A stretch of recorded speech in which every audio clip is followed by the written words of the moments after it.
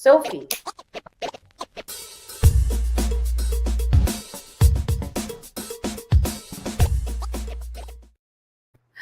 I love that so much. So fun. Oh my gosh, Ryan Williamson. I am so freaking honored and I love this. I already love this conversation and we haven't even had it yet.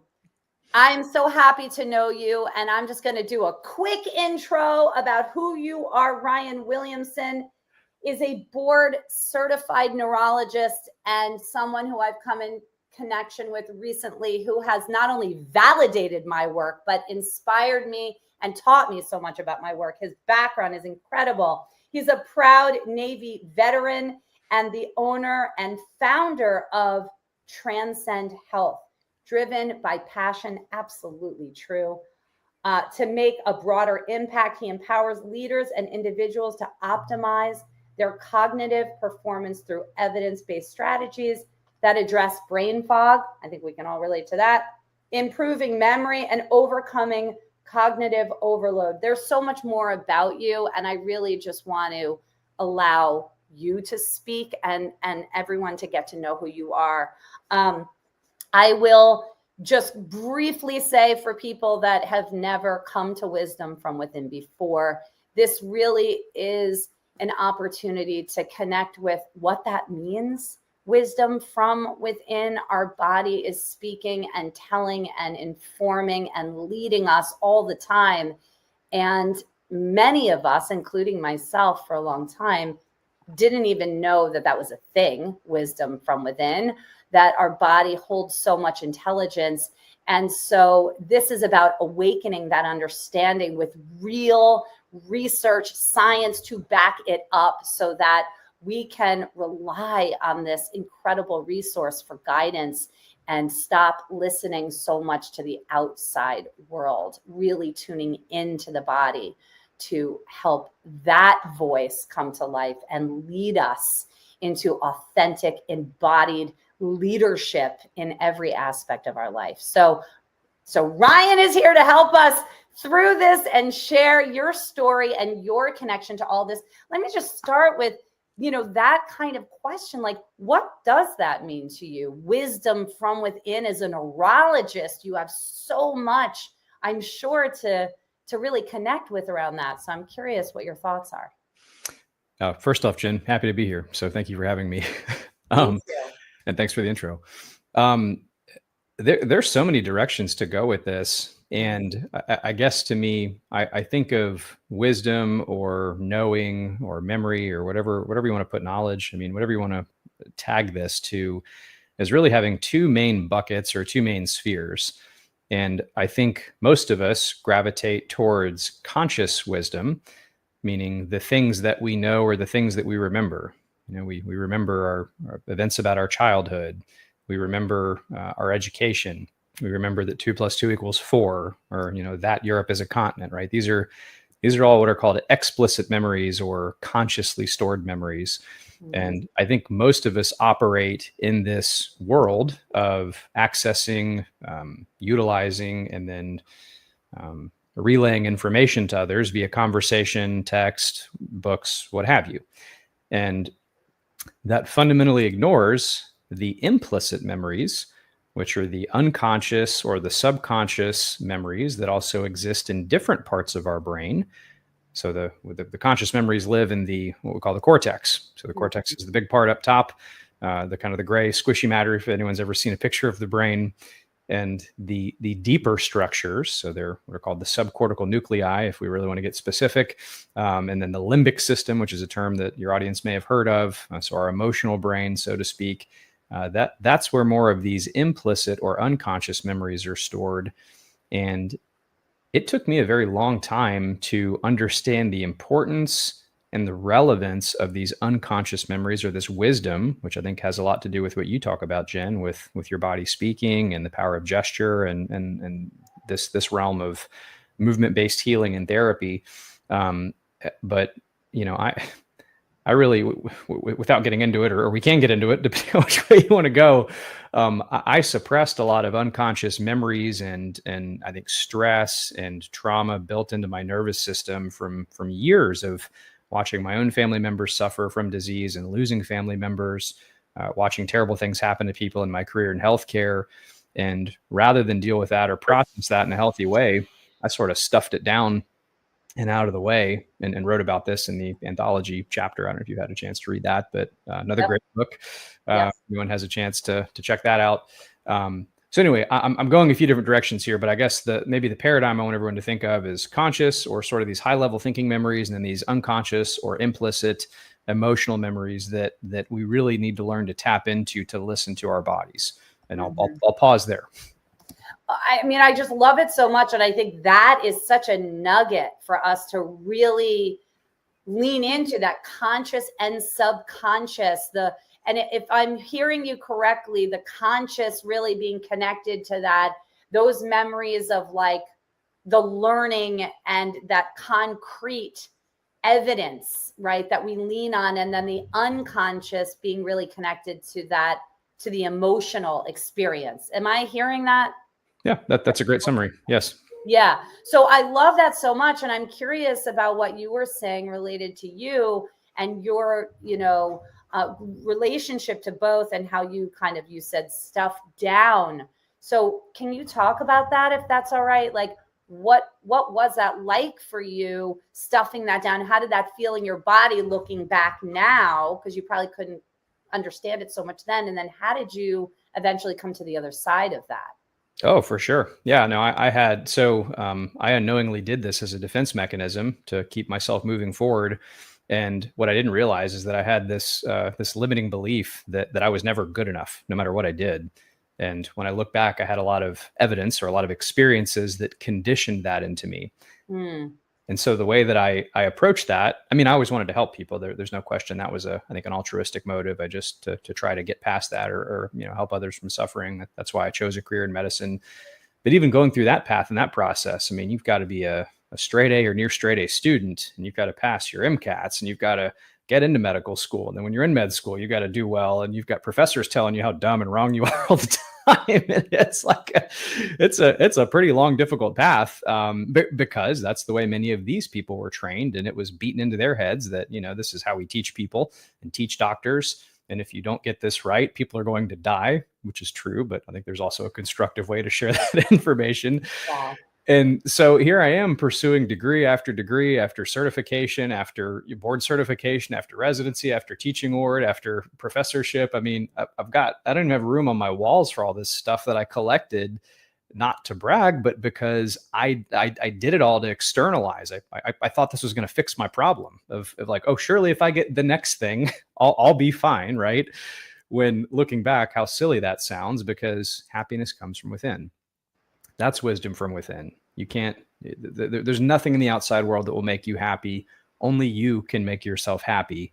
And you've got to understand, know, and love yourself, and give yourself permission to be who you are, and meet yourself where you are, and continue to learn and work on things.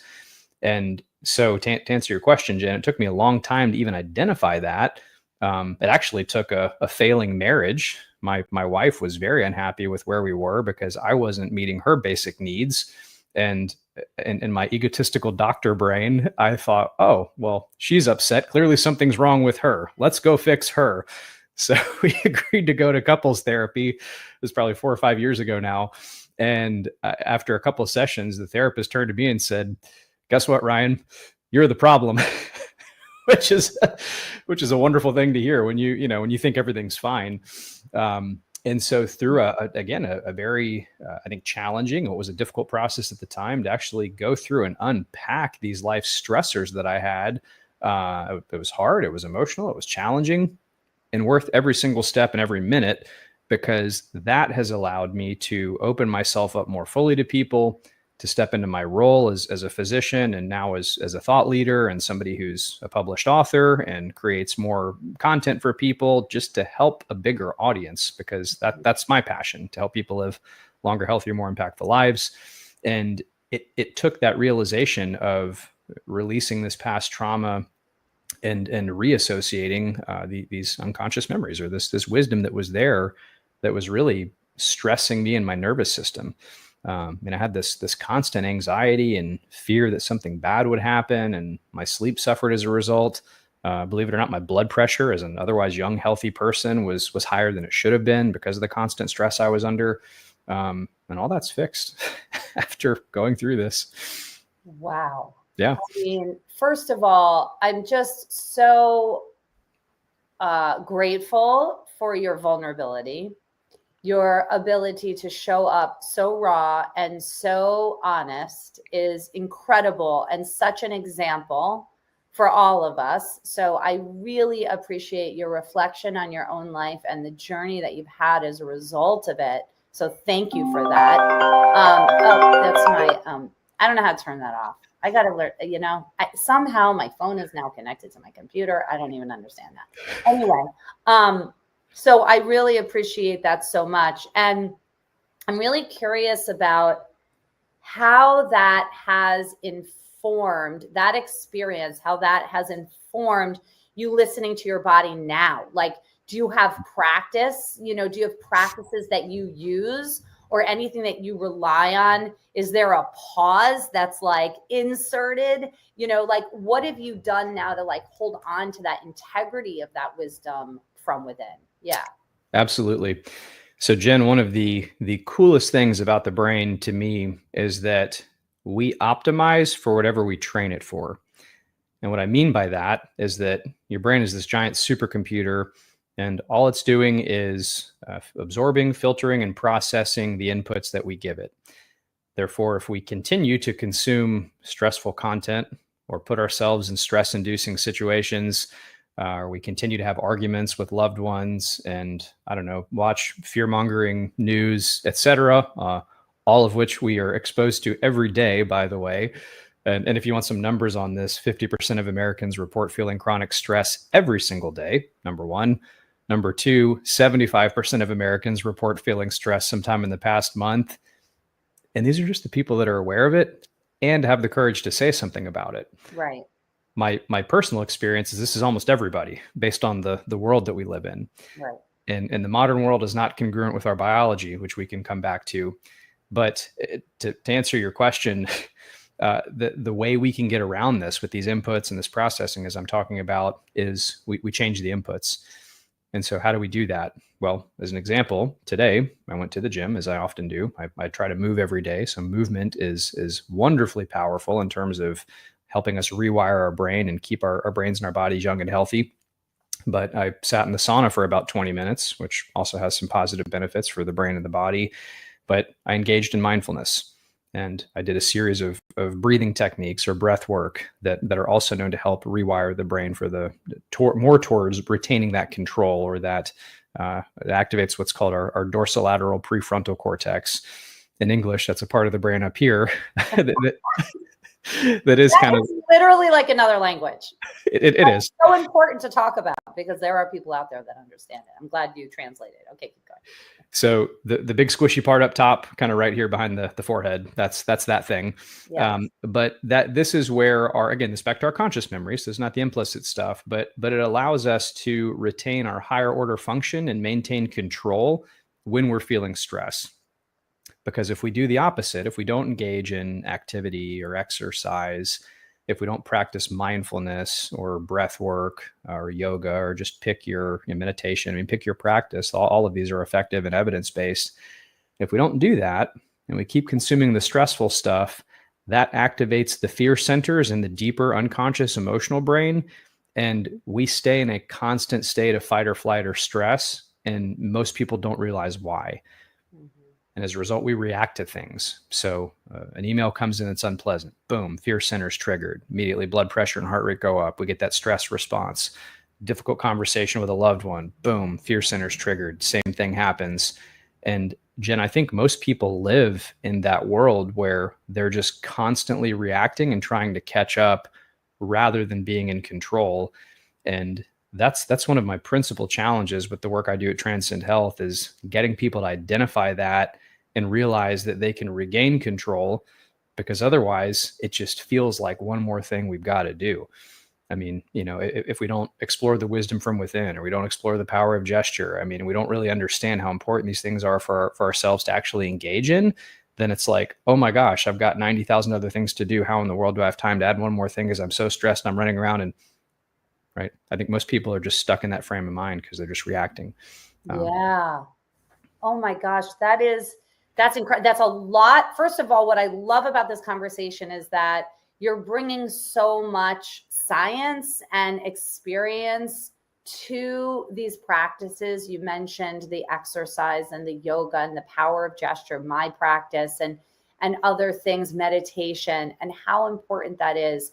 And that is part of my mission, and that is why I have you here with me today, is to really encourage and validate how important these practices are, because a lot of people look at them as like not so important or woo woo or whatever they call it, but it's really, really substantial, right? There's so much behind it. And I'm curious, and I didn't even think we'd go into this so much, but you did experience the power of gesture, and you mentioned it along with, which I thank you for, those other, meditation, yoga, Pilates, walking, running, whatever that is, and the power of gesture. I mean, I would love for you to share your experience with that, not to necessarily pump it all up, but really it was a very beautiful experience and transformative. And I would love for you to share about that a little bit and tie in, what we're saying and how that can really activate that, paying attention to that wisdom and utilizing that.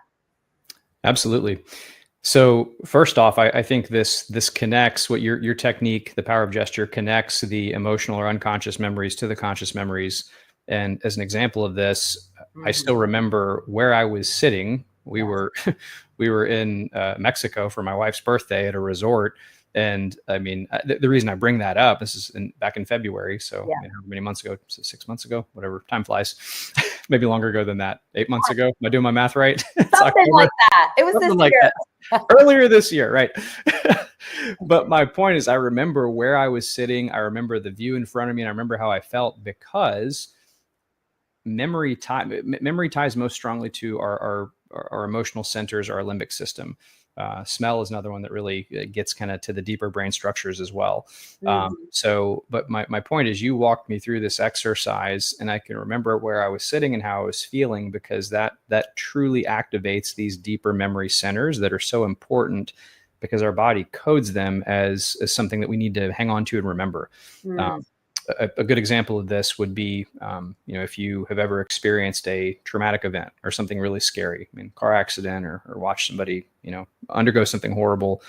Most people can remember that. God forbid they have, PTSD from it, but that's a very vivid memory for people, because the brain gets such a strong signal that this is an important thing that I need to remember, understand, that you can access it more easily. The same can be true for a positive memory that's very emotional. I mean, perhaps, your first kiss, or, the first time you met your partner, your loved one, or something like this, right? So we all tend to remember that. Whereas, if you asked any of us what we had for breakfast on September 16th last year, unless that coincided with another important event, there's no way, right? We do all these mundane routine things that there's no way we could possibly recall that, because they're just routine. They don't connect to those deeper implicit memory centers. Right. And the reason I'm walking you and everyone through this, Jen, is because that process activates those centers. And that's why I remember this session so vividly with you. And I remember you asking me to talk about sort of what I was feeling in a moment, or something that bothered me. And I had this sort of almost like fetal posture where I was kind of like doing this and trying to protect myself from this past trauma that I had experienced, which is what I was envisioning. And then as I was releasing it, kind of opening up and having my arms open and sort of looking up and having this, I mean, I'm getting emotional just doing it, because it's activating that emotional center. Right. So it's very powerful. So anyway, that's a touch of, or a taste anyway of my experience and what I remember. Yes. So this, just recapping, right? This brought in sort of that memory. This was the release of that. And then, what happens in that? Because it was about you really using that power from within you to make that transformation happen. Like, you were in this memory and this moment, but you were able to tap in. I mean, I guess I guided you partly into that, now see yourself releasing, and where will your gestures go? Where will your hands go? I'm just so curious if you remember like how that transformation process. And yeah, go ahead. Yeah, no, sure. So right. I mean, the kind of the holding on to the past and sort of this cringe or fearful situation that I was in versus yes, stepping into and allowing myself to transcend, maybe to use a familiar word, Yes. into the more open posture. And that's a journey I'd already been through. I think by the time you and I, not I think for sure had been through by the time you and I met. Yes. So it was almost like I could envision myself walking that path as you were doing this. But for somebody who's not been there or who's not had the opportunity to undergo therapy or to explore their past, or maybe they're still repressing memories or have dissociated from stressful or difficult events. I really think this could be another technique that can help people do that. And as just another example of this, there's a psychological or psychotherapy technique called EMDR that your audience may have heard of. And Jen, I think you and I have talked about this, but EMDR stands for eye movement desensitization and reprocessing. Again, neuroscientists and psychiatrists and neurologists like to make bigger words than are needed for simple ideas or concepts. But the idea is that when we go to sleep, that we know this is when memories are stored. And in particular, during REM sleep, this is part of that process. REM sleep stands for rapid eye movement sleep. And this might sound creepy, but if you ever observe somebody or maybe even just Google a video, it's probably the easier way to do this. When they're in REM sleep and they're dreaming, the eyes move and they move rather quickly, hence REM or rapid eye movement. Well, I can't remember if it was a psychologist or a psychiatrist that came up with this first, but it doesn't matter.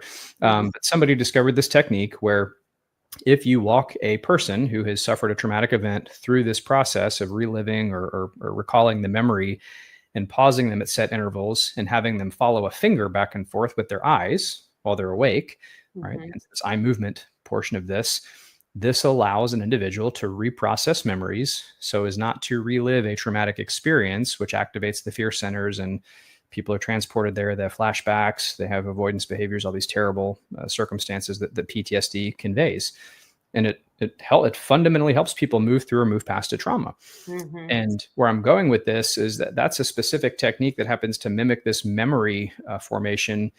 But I really think there's something to this gesture and walking people through kind of the old or the stress or trauma posture into a newer, healthier behavior, a newer, healthier future of themselves or a vision of themselves. Right.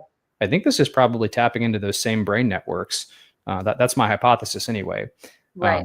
So that's I love that. I love that. And I'm curious, there is so much logical reasoning around all of this, right? And you're giving the audience and me so much beautiful information, which is so important. And in this, like the power of gestures, the body set, which is the other half to me of mindset.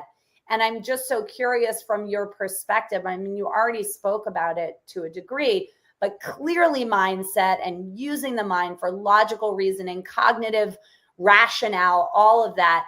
And then your opinion around that body set piece, bringing both together. I'm just curious about framing it in that way, how you perceive that relationship. Yes. So again, there's a bidirectional relationship between sort of the higher order cognitive functions or our mindset, and again, these kind of implicit or subconscious memories, i.e. our body set. Right. And so that kind of the deep nuclei, or as I mentioned, so the basal ganglia is another kind of name for these structures. There are literal memories or in movement related or motor memories that are stored in these structures, where we know that, say, for example, I see a patient that's had a stroke. Oftentimes, the longstanding high blood pressure leads to strokes in these areas because they're little teeny blood vessels that serve these areas. And so, boom, a little blood vessel can give up, or a little clot can block off blood flow, and then that area of the brain actually dies. And the entire motor cortex, which is where all the movement sections live. I think you and I talked about the homunculus not long ago, which is a really goofy looking character that is sort of a cartoonish, oversized figure, but it corresponds to which brain regions do more movement or are responsible for more movement of different body parts. Homunculus, if anyone wants to look that up, that's a fun one. Yeah, it's a great image. But that strip and those neurons can all be completely healthy and intact, but these deeper memory structures, if you will, or at least structures that help filter some of this movement, if those are knocked out, people lose the ability to move. For that matter, these are the same circuits that are involved in Parkinson's. When somebody has a loss of dopamine producing cells in a different part of the brain called the midbrain, so which is part where the brainstem is kind of connected to the brain, but those neurons project to this same kind of movement memory area. And if anybody has a relative or knows someone with Parkinson's, they have trouble moving. They get really stiff, or their hand shakes, or they have tremors. So these are the reason I'm laying out this neuroanatomy is that these memories live in these deep brain structures, and they're fundamentally connected to our conscious ability to move. And this is an area of ongoing research that I think we're really starting to just tap into. Another region in the back of the brain called the cerebellum, which is kind of Latin for little brain, because it kind of looks like a little brain that sits on the back of our brain. I was taught that this was just a coordination organ, or part of the brain. And in fact, it does help with coordination. And if we didn't have that, we can't have smooth movements. But we now know that memories are stored in the cerebellum. And this is relatively new science. I mean, at least as of the last decade or so. I mean, I was not taught this in medical school or residency. So my point, Jen, is that what you're doing, I think, is activating all of these ancient deep circuits, because these are the older parts of our brains that we share with more, I guess, primitive animals. Hate to even say that, because I think we've grossly underestimated the level of conscious perception of the average animal, which is maybe I can come back and we can talk about that sometime. But yeah, absolutely. But I think animals are much more intelligent than we give them credit for. But we share these structures with other animals, is my point. Whereas the ability to build computers and have shows and podcasts and fly planes, that's all because of our cortex, the newer part up top. But again, these ancient memories that encode this wisdom, right? Or wisdom from within. I think this relationship is something that you're really starting to explore and tap into, which I find fascinating. So beautiful. I love that. Thank you so much. I'm listening to you and I'm like, wow. I mean, you are the epitome of like wisdom from within, like in the brain, right? The brain holds so much. And what I love for the audience, anyone that's listening, is to really connect to the agency and the power within us. There is so much that we can do and exercise in our mind, according to you, right? With everything that you've given us today, to know that there's so many things that we can do, even with our brain, to activate, to get that wisdom to kind of drop into our bodies even more. I mean, there's such a significant relationship between the two, and to not just think our way through life, but to really merge the two, the body and the mind, together to bring that wisdom outward. And I feel like you've, explained so much. And for me, I'm walking away with like, wow, there's a lot that I can do to exercise that. We have a few minutes left. I'm curious, in like simple terms. I mean, you said the exercise. Is there anything about what the frame that I just gave, with that, bringing that together to be able to tap into that wisdom? Because sometimes the brain can feel so overwhelming because there are all these scientific terms and things, but really accessing that part of ourselves. Yes. Yeah. And first off, Jen, I think the term you were looking for when describing my ability to say all these things is nerd. So yes. In the best way. I don't even know, really. That gets to my thing about labels. Yes. That's not a bad connotation. And I think you're just brilliant and accessible and just an awesome human. But you can call yourself a nerd if you want. Thank you. I'll take nerd. So what can we do? Again, the handful of evidence-based practices. I think one or perhaps two of the most powerful are meditation and breath work. Yeah. And they're all different types of both. But again, we know both allow us to bring awareness to our minds, to our bodies, and we can focus on just our breathing, or our muscles contracting or moving, or just sitting still, or an object. I mean, there's so many ways around this. Yeah. But again, when we do this, I mean, I want everyone to really take this point home. you're not just feeling good in the moment, or you're not just, I don't know, breathing to breathe. I mean, this has we now know this has a fundamental impact on the actual brain structure itself and the relationships of the neurons. So, for example, before all of you started listening to this recording, your brain existed in one state. And after listening to me and Jen talk, or after you go have your next conversation with somebody at work or wherever you are, your brain is dynamic, and it will continue to change as those what are called synapses, so connections between neurons, continue to change. And that process is called neuroplasticity, which I think I mentioned earlier. But when you engage in meditation, breath work, particular types of exercise, that engages neuroplasticity to help you tap into these brain networks to help stay more calm, to help stay more collected, to dissociate, not dissociate in a negative way, but to release some of that fear, and not be prone to being in that fearful state in the future. And again, this has massive impacts, not just on how we feel, but on lowering stress hormones in the body, on lowering heart rate and blood pressure, which we know are correlated with a longer, healthier lifespan, with lowering the risk of chronic disease, which can lead to problems like heart attacks, strokes, and dementia. When we actually contract our muscles, so in particular resistance training, we know this releases a class of signaling molecule. They're called cytokines, but in particular myokines, myo meaning muscle. And we know these signaling molecules travel from the muscles through the bloodstream, cross the blood-brain barrier, and enter the brain. And that helps with neuroplasticity and nerve growth factor and BDNF and all these different neurotransmitters that help maintain those connections and keep our brains younger.